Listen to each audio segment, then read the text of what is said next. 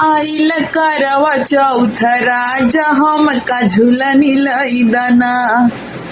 आई ग करवा चौथ राजा हमका झूलनी लईदना।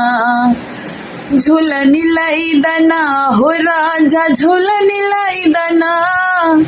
झूलनी लईदना हो राजा झूलनी लईदना। आई ग करवा चौथ राजा हमका झूलनी लईदना।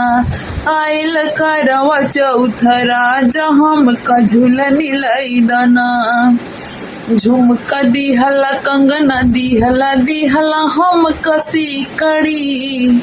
झुमका दिहला कंगना दिहला दिहला हमका सिकड़ी।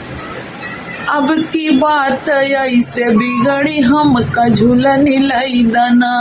अब की बात ऐसे बिगड़ी हमका झूलनी लईदना।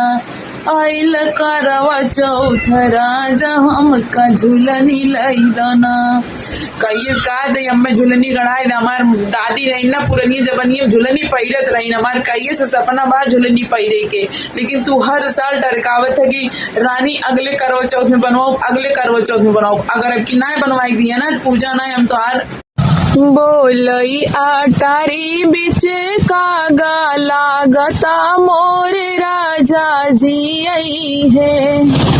बोलई आटारी बिच कागा लागता मोर राजा जी आई है। राजा जी आई है मोरे राजा जी आई है। ओ नहीं पे मना मोर लागा लागता आज राजा जी आई है। ओ नहीं पे मन मोर लागा लागता आज राजा जी आई है। बोलई आटारी बिच कागा लागता आज राजा जी आई है। तो भैया अरे जौन मेहरिया के मनसवा परदेश कमाथेन और जब गाँवे में पेड़े पे बैठ के कौआ उआ बोला था तब ये विचार सब करत हैं कि लागत हाई परदेसिया अवैया है। पहले ये सब ज्यादा चलत रहा, बाकी अब तक के कुछ मनबे नहीं करते। अब तो कौआ बैठी काव काव करी तो मार के हड़ाई गई है, हाड़ हाड़ कही गई है।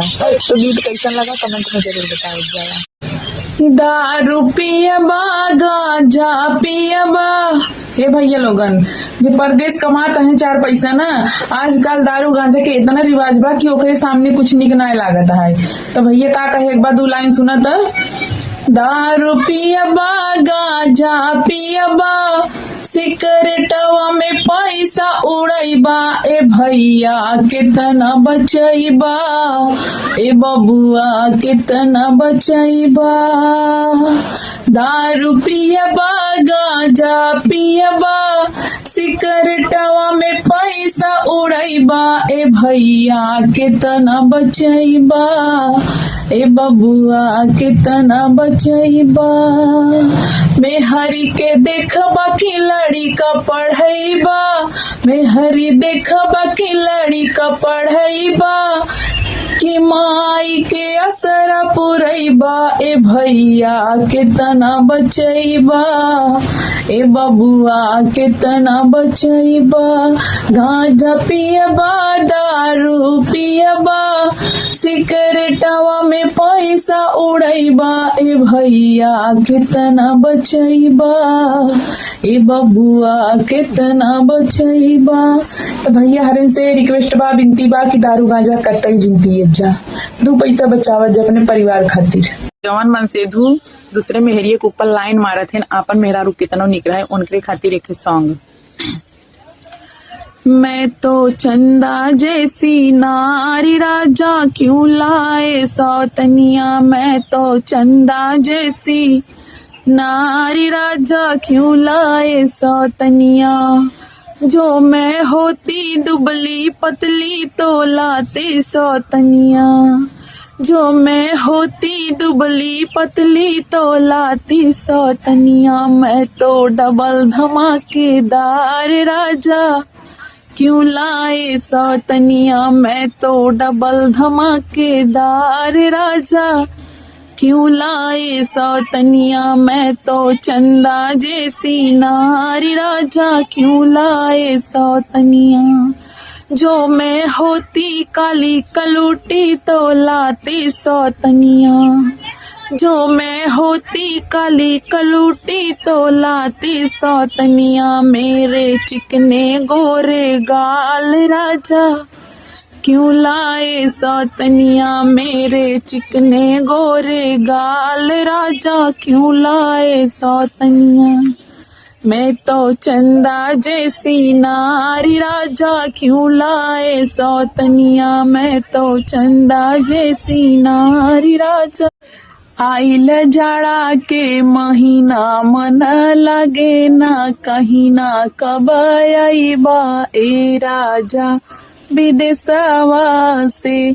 आइल जाड़ा के महीना मन लागे ना कहीं ना, कब आईबा ए सैया विदेशवा से।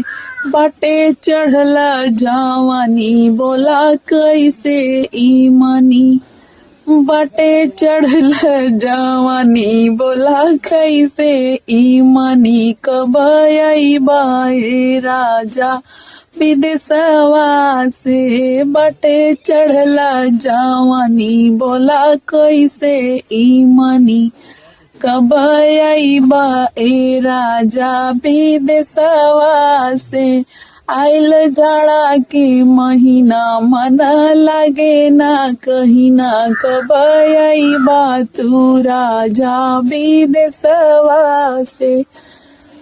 तो भैया अरे ठंडी चालू हुई युवा बाटे, और जेकर जेकर मन सेधु बाहर प्रदेश कमाते हैं उनसे सबे से रिक्वेस्ट बा कि मनई की नाई घरे आई जा, और नाई तो गर्मी में आई बा ना तो भगाई जाबा, पक्का भगाई जाबा। हाँ, तार बिजुली से पतला हमार बालमा, तार बिजुली से पतला हमार बालमा। सुना सुना ए सासू हमार बातिया, सुना सुना है सासू हमार बातिया। बेटा कही के बिगाड़ियो हमार बालमा, बेटा कही के बिगाड़ो हमार बालमा। तार बिजुली से पतला हमार बालमा, तार बिजली से पतला हमार बालमा। आजकल के जवन बिटिया नहीं भैया खाना बनावे के सहूर नाई, दाली में कितना नून पड़ी याद नाई रही, लेकिन मोबाइल दिन भर पास में रही। तो एक सॉन्ग बा तनी सुनी और कमेंट करके रउआ लोग जरूर बताई कि कैसन बा। उठत बैठत खाना बनावत रहे मोबाइल पास हो, दाली में कितना नमक पड़ी हो राहत नहीं खे याद हो। उठत बैठत खाना बनावत रहे मोबाइल पास हो, दाल में कितना नमक पड़ी हो राहत नहीं खे याद हो। नाच कूद के फेमस होई गई, नाच कूद के फेमस होई गई, होईगा बड़का नाम कि जब से चलीगा इंस्टाग्राम, बिटियन छोड़ी घर के काम। कि जब से चलीगा इंस्टाग्राम, बिटियन छोड़ी घर के काम। खड़ी दोपहरी रील बनावाई, खड़ी दोपहरी रील बनावाई, लागत नहीं खे घाम कि जब से चली गो इंस्टाग्राम।